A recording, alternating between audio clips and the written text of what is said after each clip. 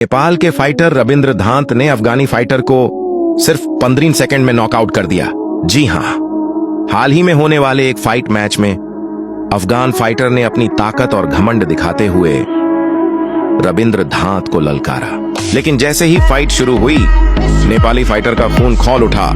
सिर्फ कुछ ही पलों में एक जबरदस्त किक, एक जोरदार पंच और ताबड़तोड़ हमले, जिनसे अफगान फाइटर को संभलने का कोई मौका ही न मिला।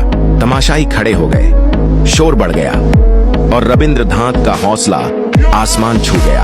15 सेकंड के अंदर अंदर अफगान फाइटर जमीन पर गिर पड़ा और नॉकआउट हो गया। यह हकीकत है कि यह नॉकआउट, यह मुकाबला अफगान फाइटर अपनी पूरी जिंदगी याद रखेगा।